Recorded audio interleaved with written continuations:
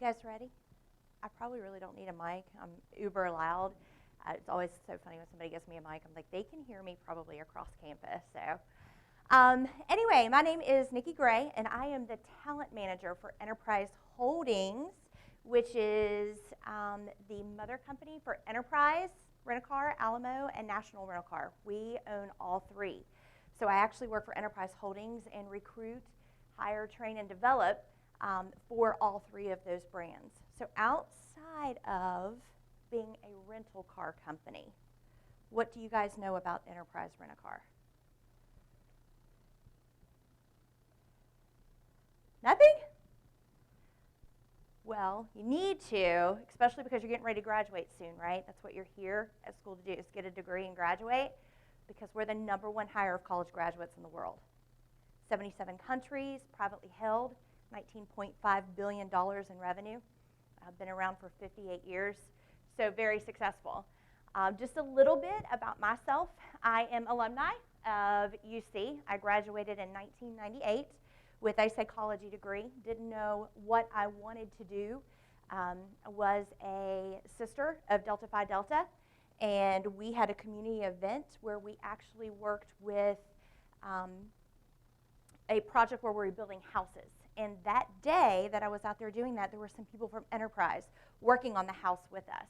And I started speaking with them, and here I'm looking at them like, you're 2 years older than me. You're making how much money?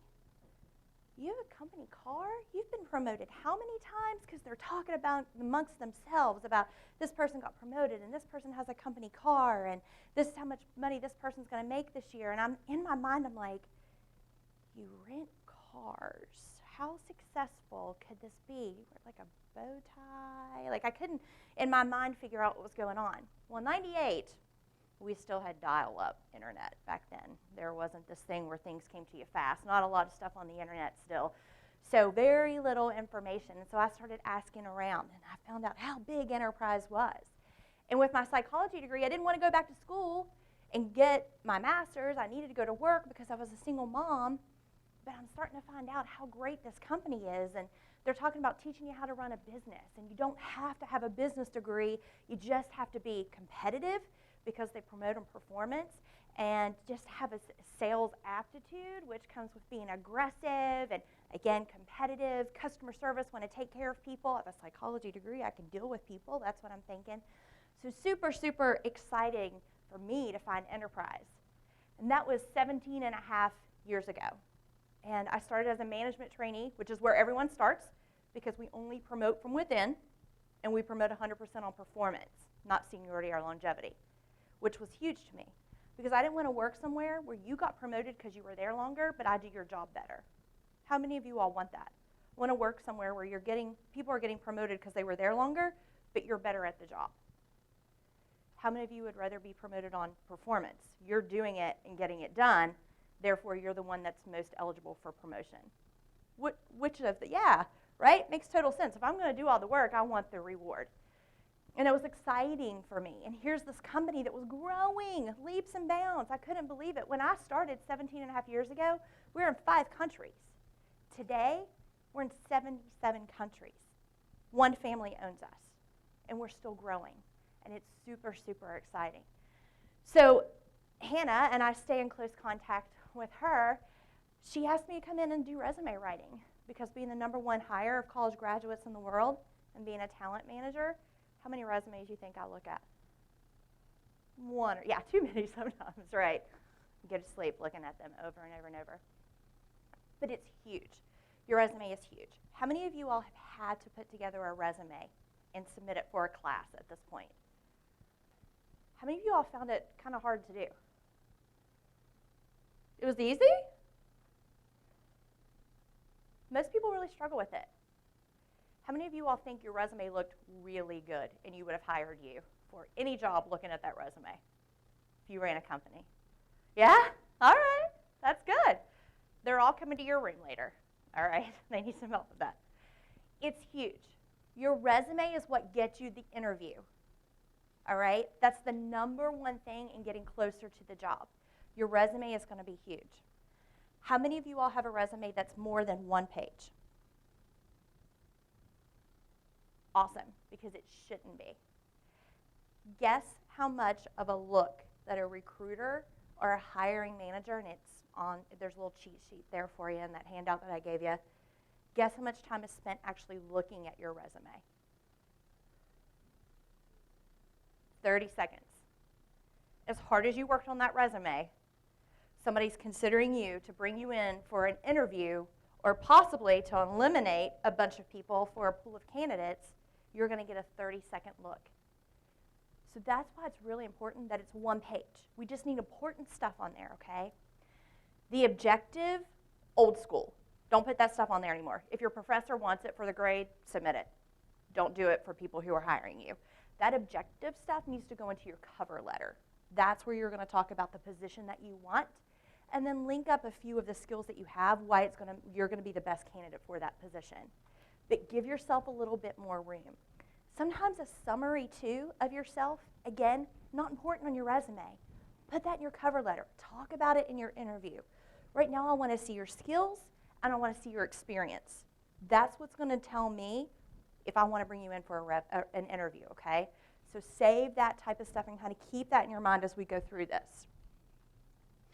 So, resume is most important to what? Getting the job or getting the interview? I told you just a few minutes ago. Getting the interview, correct. And the average resume gets how much of a view? How long? 30 seconds. That's all you have. So don't be so wordy on there.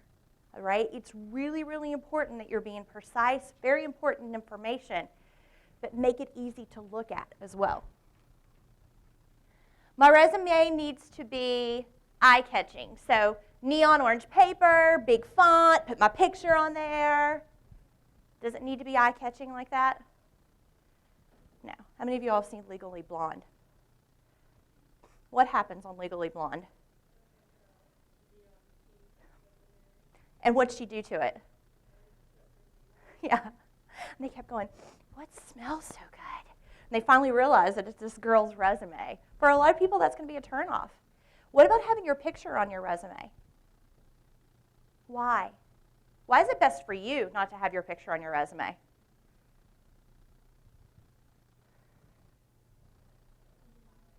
Yeah, keeps out biases of any kind. How many of you all realize that all of us have biases, whether we like it or not?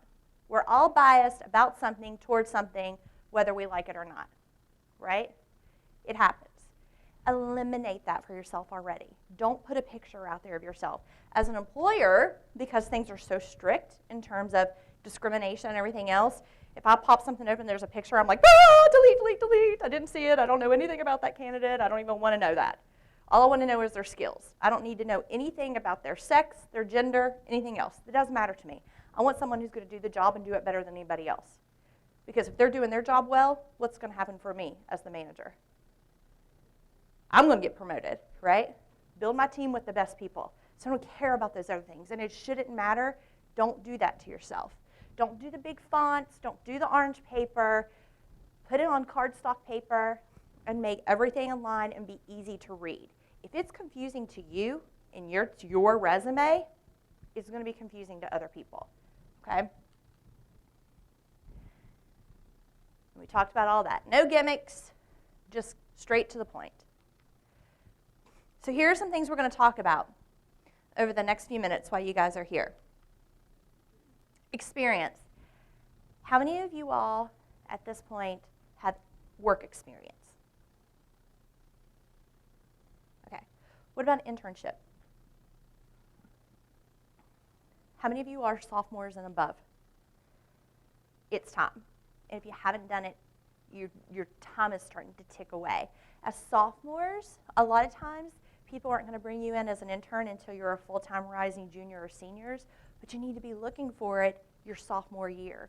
Start filling out companies your freshman year. Start really diving into filling out applications and resumes and asking questions that sophomore year. So when your junior year comes, you're able to jump into an internship. It's wildly important.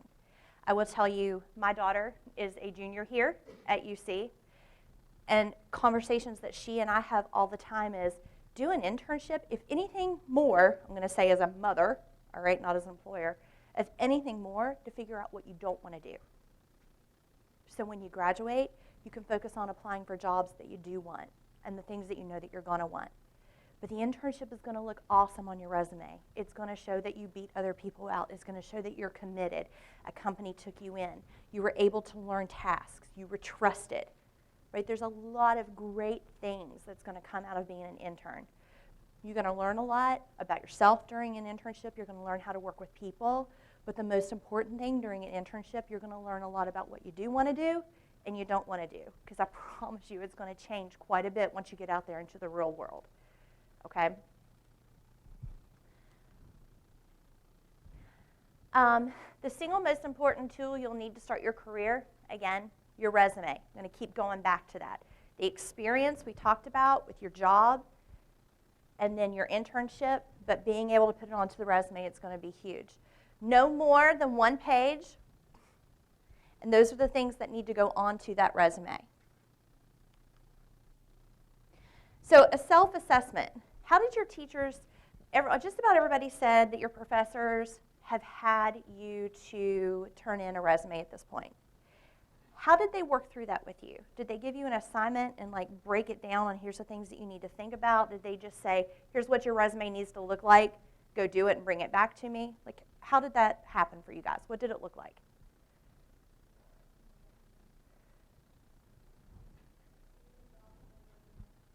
Okay. Did you break it down and make notes for yourself before you actually put it onto a paper? Or did you just say, okay, this is how it looks, and I'm just going to start typing away?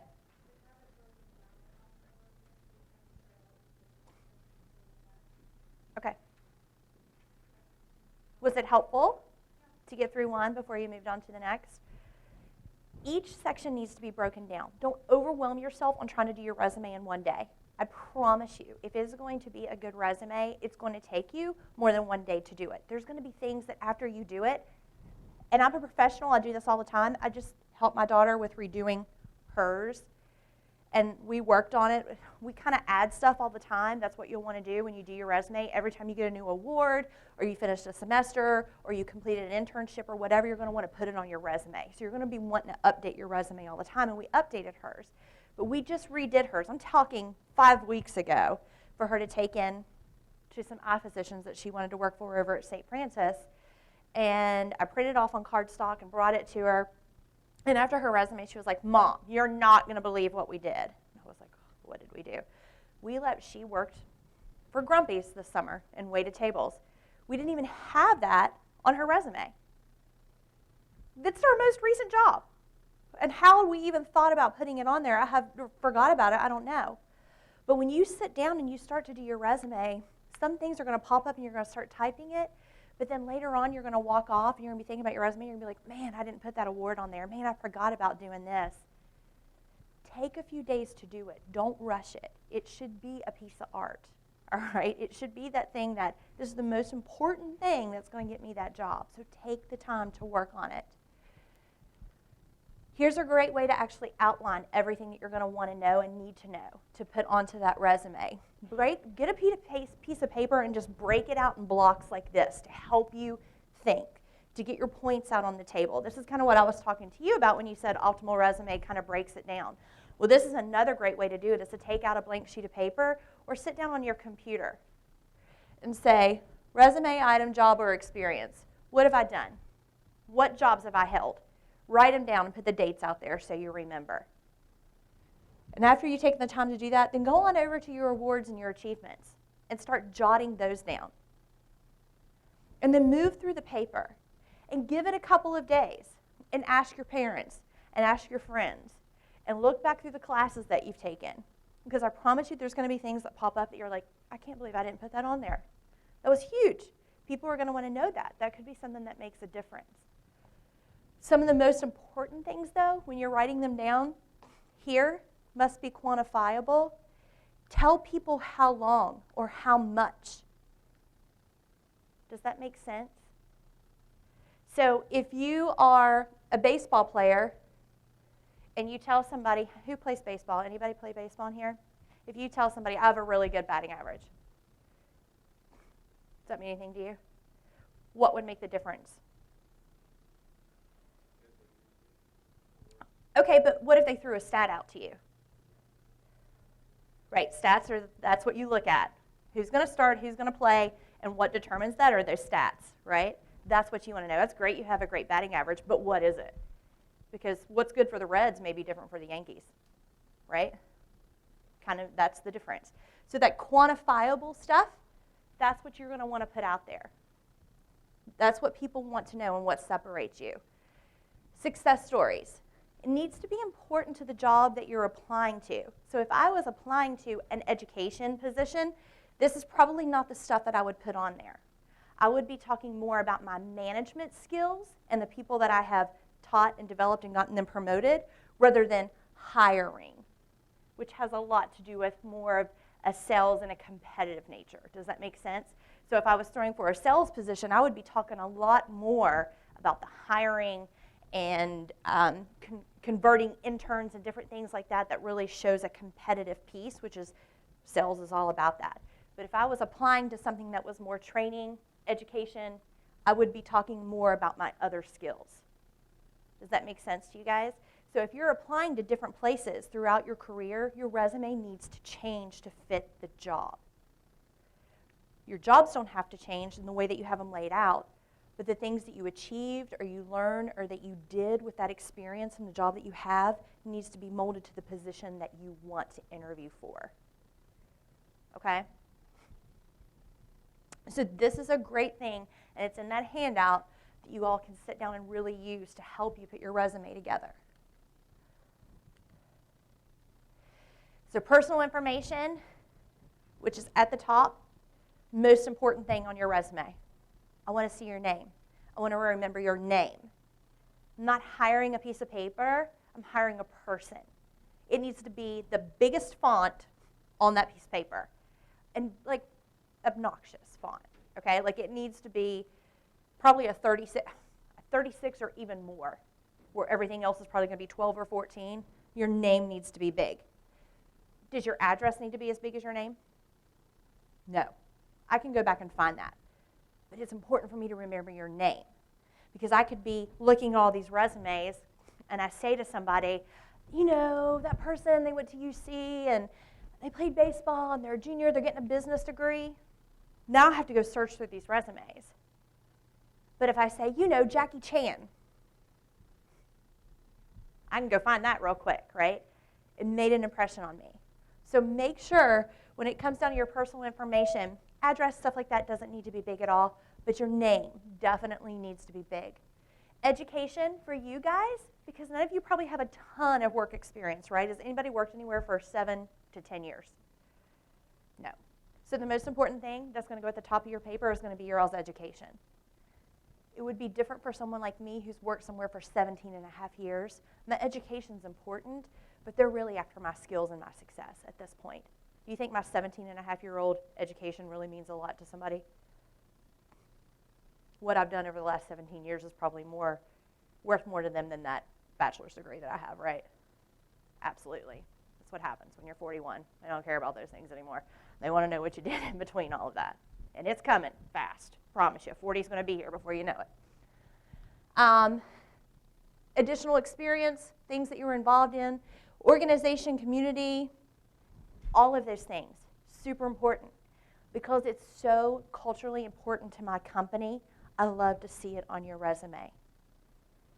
It's huge, guys. You need to make sure, and ladies, when I say guys, I'm encompassing everybody. Sorry, it's habit.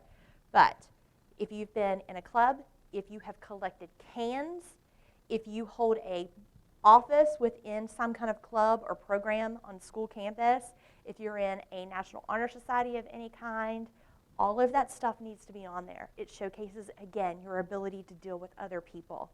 Not easy. Hardest thing you're ever going to do is to work with other people. It shows your ability to work with a diverse group of people and not just one. I've just had to deal with baseball players. That's all I've done all my life, baseball. It's just like military people that I get that come out, that went straight out of high school into the military, and they've served 5 to 10 years. And now they want to come to work for us. They're going to be great, but a lot of times I need them to get back into the real world for about 6 to 7 months before they come to ours, because our world, as structured as it is on how you move up the train, Our day isn't structured. And what do you think happened to them in the military for 5 to 10 years? How structured was their day? So I start talking to them in an interview, and they're like, I can just start seeing their eyes get huge and the color going out of their face. And I can see it, man, you've got some great skills that could be good for us. We need to acclimate you back in the civilian world a little bit before enterprise is going to work for you. All right? So anything that you have needs to definitely go on there. Honors, awards, skills. And that would make a difference if you're applying to a job that specifically says, I want you to be proficient in Microsoft, Excel, PeopleSoft, whatever it is. That's when you want to put those professional skills on there. If there's a position that you're applying for that's not asking for you to be specifically skilled in something, you don't have to waste the room on your resume to put it on there. It's something you can tell them in the resume if they don't ask for it, okay? Or it's something you can tell them in the interview if they don't ask for it on the resume.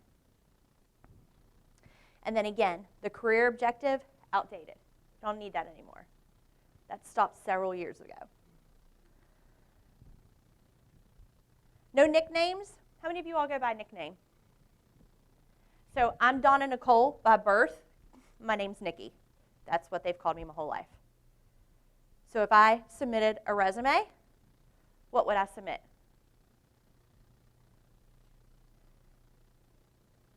Donna Nicole Gray. That's what would go on the top of my resume. And I can let them know in the interview.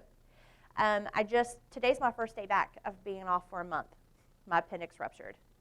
It's been crazy, sauce. Again, things are different for you when you're 41. Probably would have healed at 20 a lot faster. But in the hospital, everyone kept calling me Donna. No one calls me Donna unless I'm in trouble. And I literally sometimes they would say Donna 2 or 3 times before I'm like, oh, they're talking to me, because they don't call me that. A nurse that checked me into the emergency room, known him his entire life, used to change his diapers. His sister's one of my best friends. He came into the emergency room where I was, into my room, and was looking on the computer, and he was like, Donna, didn't know your name was Donna. He's 35 years old. Again, known him his entire life. He didn't even know that that was my name because no one refers to me as that. But Nikki is my nickname. So think about that when you're putting together a professional resume. You can talk to them. You can tell them you go by a different name. They can start calling you that later. But on your resume, it needs to be your given name. Okay? Professional and neutral email addresses. Those are some of my favorite things to find on resumes. Big booty, 19. There was one the other day that we were howling laughing at. Like, where do people come up with this? Because sometimes we have to, like, look at them. It's kind of like those license plates where you're like, I know that spells something and I should be getting it right now, but it's not popping out to me, and you keep looking at it. Email addresses will come in, and we're like, this says something. Something is on here. Just go create yourself a Hotmail account or a Yahoo account, Gmail account, whatever, and just have it your name. First name, dot, last name, if you have to put a number, or maybe your whole name with the initial in it, whatever. Just go get a very neutral, that the only time I'm going to get emails to this address is when I've applied to a job and they're responding to me. But make sure you go check it, because you're probably only checking it for jobs, right? So make sure you have something neutral. What do you tell them when you're working with them? Do you have them just use their UC account? Which is fine, because that's pretty professional. Yeah, you can use your UC account, but how long does that last for them after they graduate? Okay. So that would be fine if while you're in school, if you wanted to use your UC account, because it's professional. Both your permanent school address, if you're living on campus and your mail doesn't really come to home, or if it goes home and you're just leaving here, make sure you have both on there. A lot of times that's going to be really important if you're going to school here, but you live in North Carolina and you're applying for jobs in North Carolina, right? Because if they see a Charleston, West Virginia address, but you're applying for jobs in Charlotte, North Carolina, they're going to be like, I'm not going to hire this cat. They don't even live here. And it'll be overlooked. But if they see that you have 2 addresses, then it's a different story, right? They're going to consider you. So make sure that you do that. Home and school phone numbers, don't forget the area codes. If listing your cell, be sure to have a professional greeting. Those are fun too. I love calling people back and hearing those voicemails. Not every professional is like me and my team. When a lot of times we use speakerphone in my office to call people back because we're typing something that you told us, or we're looking something up, so when we call you on speakerphone. So if all of us have our doors open, we can hear, like down the hallway, conversations that people are having, and some of the voicemails are awesome. Like, they'll do the hello? Hello? Psych. You're going to have to leave a message. Beep, beep. And we're like, because we're like, hey, it's Nikki at Enterprise. And then you'll hear hello again. Hey, it's Nikki at Enterprise. And psych, I'm away from my phone. Leave a beep. Leave a message at the beep. Whatever. There'll be some kind of crazy music in the background, and we'll get up and start dancing to it. Not everybody's going to find that professional or funny. And they could have called you because they loved your resume, but they're like, this is how you're presenting yourself, right? And they hear that. Sorry about that. They hear that. They don't leave a message. They hang up, and they never call you again. So it's fun, but these are the times where you have to kind of change that stuff. And if that's where you're asking people to call you, understand that they're going to hear that, and that's going to be what's representative of you. None of this is important. Why? What? Yeah. Does that have anything to do with your ability to do the job? Nope. Doesn't need to go on there. Has absolutely nothing to do with your ability to do the job. We don't need to know it. And if somebody's asking you this stuff, you call shenanigans and ask them why they're asking you that stuff, because that's illegal. They cannot do that. And it needs you to start considering, do I want to work for this company? Because I'm already seeing a little bit about their integrity by asking me these things. Okay? All right, so here's the things that go into your education piece when you're putting that up there. And again, the number one most important thing for you guys, because that's what you're here doing, is getting that education so it qualifies you to get better positions. GPA, but nothing less than 3.0. They may ask for it on the application that you complete for that company, but on your resume, unless it's a 3.0 or better, it doesn't need to go on there. Okay? Any academic honors that you have. How many of you all's resumes still have your high school stuff on there? Be honest. It's okay. But what year are you? Wave goodbye to it. You've done stuff here that you don't realize that you've done that will take the place. I just did the same thing with my daughter's resume. I called her and I was like, all this has to go. You're a junior into your second semester. Nobody cares about high school anymore. So we'll get that stuff off there, and we'll replace it with things that you've done here. And it probably really can be easily replaced. You just don't realize it yet. Yes, ma'am.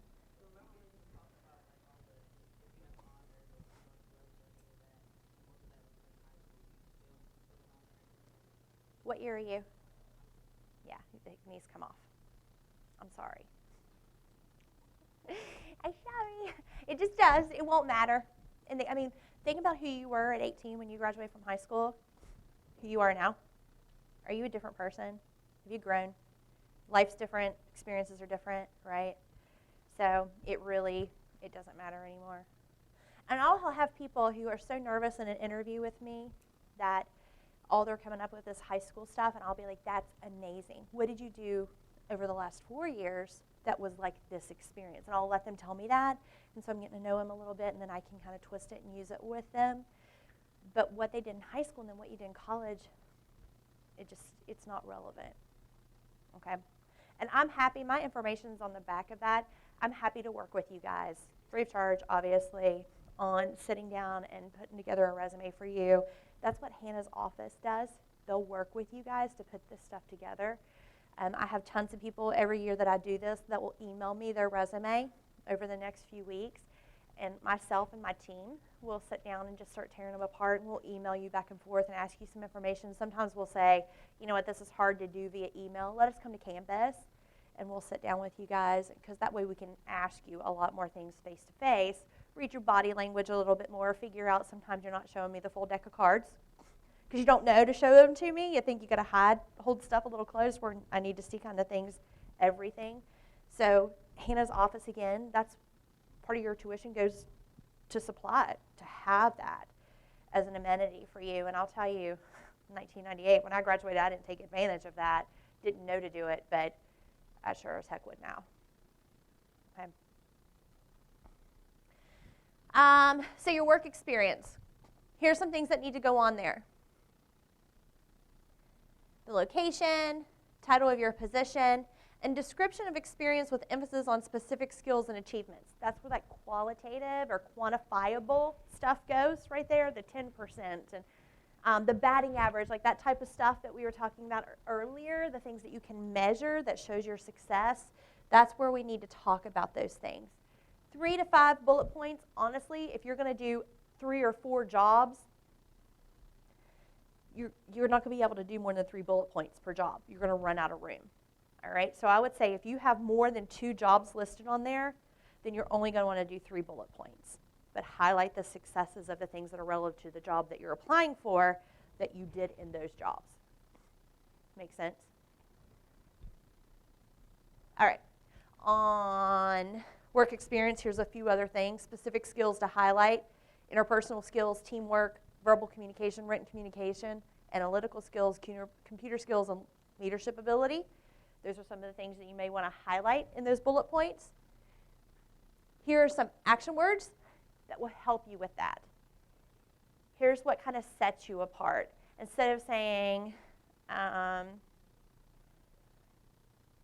cleaned up after customers in the waiting room. What's something that you could say by using a few of these words? To say it better, more mature. What about demonstrated excellent communication, demonstrated excellent customer service skills by maintaining the dining room at all times? Is that better than cleaned up after customers in the dining room? Absolutely. And that's what you're trying to do, is to showcase your skills and abilities. Show that you're a leader. Anything that you've been involved in. I love to see sororities. I love to see fraternities. Most people do. Don't leave that stuff off if you've been engaged in it. And even if they're academic fraternities and not just a social fraternity, academic fraternities and sororities are just as important as the social ones. Athletes, I want to see that, especially me, because I'm hiring management trainees. They're going to get promoted on performance, not seniority or longevity. Athletes do amazing at enterprise because they're competitive. They know they have to perform to get onto the court or to the field, right? Same thing at enterprise, you got to perform to get promoted. You've worked with a diverse amount of people. You know when to be a leader. You know when to be a team player. You can communicate. You're results driven. All of those things are important in my business. And to most people, those are the exact same things that are going to be important to them. So don't leave that off. And then your community involvement and military experience, huge. Definitely want to put that on there. Anybody in here veteran or active? Thank you, by the way. That's huge for you to put onto your resume. Awards, definitely want to get those on there. A lot of these will go underneath your education piece. They'll just be their own little separate bullet underneath your education piece because a lot of them are going to be reflective of the education piece. That's why that they'll go on there. Professional skills, again, if you're applying for a position that wants you to be bilingual or multilingual, you're going to want to show them that you can do that, right? So that's a skill that you would want to put on that resume if it's something that they were looking for. Same thing with special communication skills or any kind of special training or skill that they would like for you to have, and they've listed it in that job that you're applying for, put it on there. If they didn't list that as something that's really important, again, you don't have to use the page, the one page that you have to list those things. That's something you can pull out in the interview to separate yourself from everybody else. Yes, sir?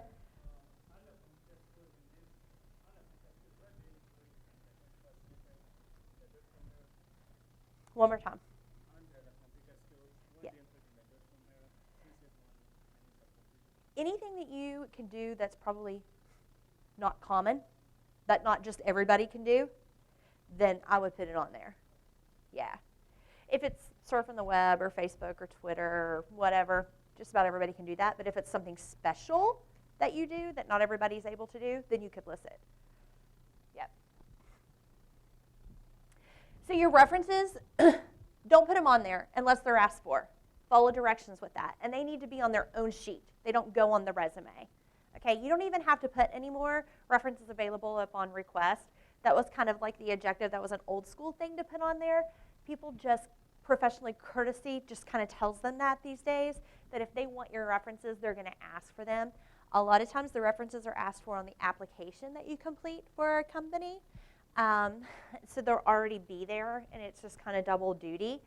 When you're applying for a position and you read and they've literally just asked for a resume to be emailed to a certain person, just send the resume.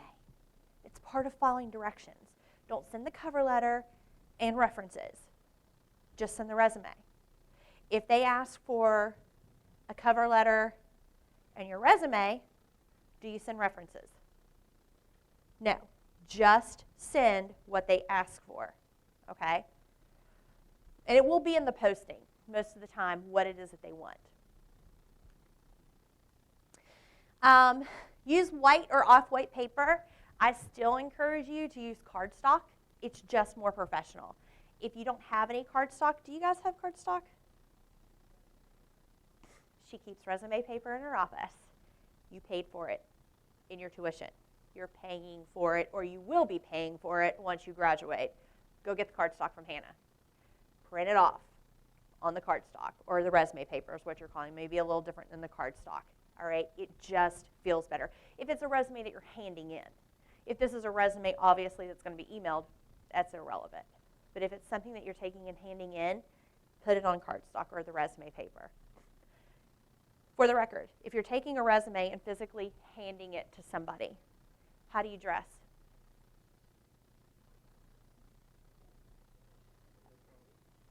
Suit. Take it dressed in the appropriate attire. So we have a next door neighbor who I sat down and worked with for about 2 weeks on a resume. She just doesn't have anything. She graduated from Cabell Midland. She did really, really well in softball when she played for them, but she graduated 6 years ago. In the last 6 years, she works at a grocery store. Not that that's awful, but she didn't go to school. She hasn't been involved in the community. When she was in high school, she really wasn't involved in the community, and she didn't work. She just played softball.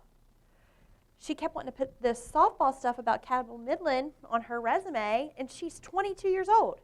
Like, nobody cares. You're washed up, right? Like, 18 to 22 and you haven't done anything. Nobody cares about that.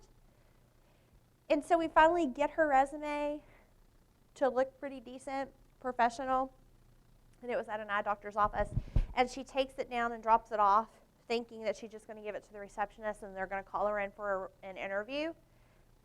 I said to her, when you take this application down, or this resume down, you go dressed professionally.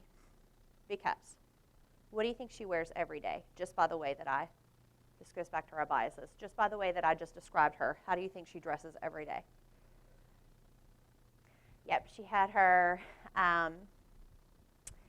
like little black athletic pants on, a t-shirt. She had her hair pulled up in a ponytail, which is great if you're going to be on your day off, which she was going to the gym after that, by the way.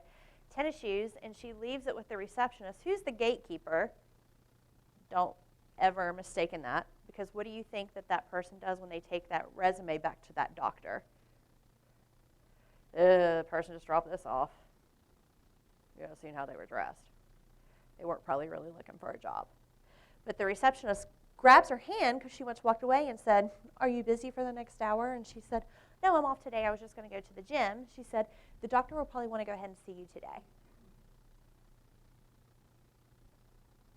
She was in her workout clothes for an interview where she doesn't really have a lot of experience and hasn't done much, which is already kind of going against her, right? And now this is how she's dressed. So she called me and was like, "You're not going to believe what happened." And she told me, I was like, "How were you dressed?" That was the first question I said to her. "How are you dressed?" And she was like, "Ugh, I wanted to go to the gym." I'm like, "You could change at the gym. What were you thinking?" So did you tell me how the interview went, which he said, I wasn't prepared for you to be here, so I don't have a list of questions, which could be a really good thing because now we're just going to get to know each other type of deal. And you don't have to be so nervous about giving specific examples and things. But I said, how did it end? And she said, he told me he'd call me in a couple weeks. The position they're replacing, the person just quit. So they have no one doing that position. How quick do you think that they are to fill that? Am I going to wait a couple of weeks if I really like you? No. So I didn't have the heart to say to her, oh, that's not good. And I said, okay, well, we'll see what a couple of weeks brings. But don't do that to yourself. That's really, really important that you're dressed appropriately whenever they go in. We talked about most of this already. Make sure things are lined up. It's easy to read. You can Google resume images or how to put together a resume and hit images, and you can see how things are completely lined up. So take the time to do that. Cover letters, again, it's in your notes. Are we pressed for time? Is it 12:50? Okay, good. If they ask for one, you can, again, Google cover letters and see how they're written. All right? You don't have to start from scratch. Make sure that the format is appropriate. But you want to talk about why you're the fit for the job. Here's where you can talk specifically about the job that you're hiring for. If you are putting in a position or putting in a resume for Toyota and they're hiring for like 8 different positions, you're going to be really specific in your cover letter which one of those positions that you want to be considered for, right? At Enterprise, we only hire one position outside the company. That's a full-time career position. So every time you turn in a resume, I know what it is that you're interested in. You don't have to do that with me. But in some companies, they're hiring for multiple positions, and you're going to want to speak to that position in your cover letter and then relate your skills to that. That's why it's going to make you the best fit for the job. All right? Have you all had to do a cover letter, too, with your resume? Was that difficult? Yeah. Why was it most difficult for you?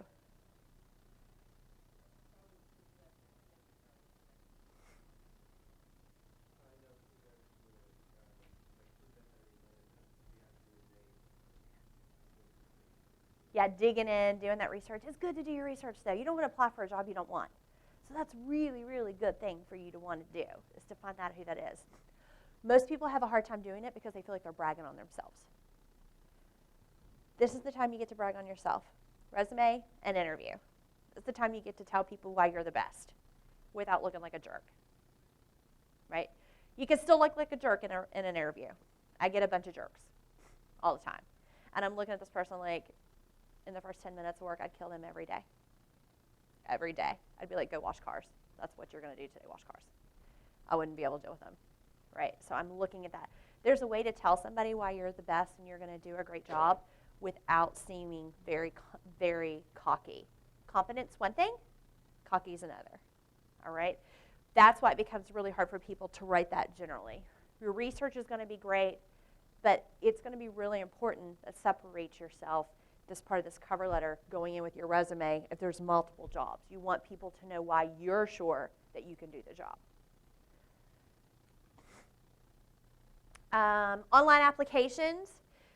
If somebody wants that instead of a resume, we did that for years. We take resumes now, but you also have to still do the online application. Make sure your spelling on the online applications are correct. Make sure you fill everything in. Even if it let you upload your resume, don't put on there, might be on the next page, never write "see resume" on the application. Complete the application fully. Have your resume right beside of you so you can just type right into the application what's already on your resume. And make sure you proofread, and there's not a ton of misspellings on there. Again, proofread, proofread, proofread. Should be neat, appealing, and unique. And go see Hannah before you turn that resume into anyone. Kick it to me. Let me look at it. I will probably catch things that you didn't see. You know what I do when I look at your resumes? The very first thing I do is look for spelling errors, and I read it backwards. So I start at the very bottom, and I read backwards, this direction. It's a very easy way to catch spelling errors.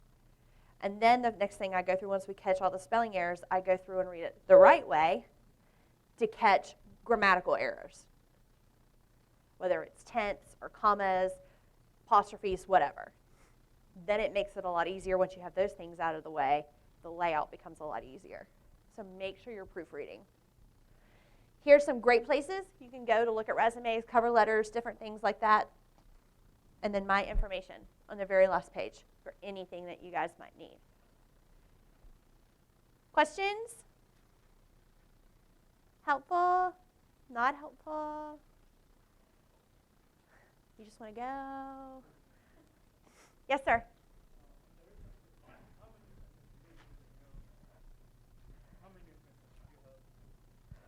References? At least 3. Yeah. I would say 3. Do you tell them more? 3 to 4. I was going to say at least 3, no more than 5. Like that 3 to 4 number seems to be okay. They'll tell you a lot of times how many they want. If they're just asking for a reference page, I would say at least put 3 in. And make your references kind of diverse. So somebody personal who's known you for a long time that could vouch for a long period in your life. Maybe somebody at school, a coach or something like that. And then someone who you've actually worked for. If you're an athlete and that's what you've done, the coach would be that. Then you would want a professor outside of that if you're looking for references. All right. Anything else? Well, good luck. Stay warm. We're getting more snow tonight. Thanks, Nikki, for being here. Welcome.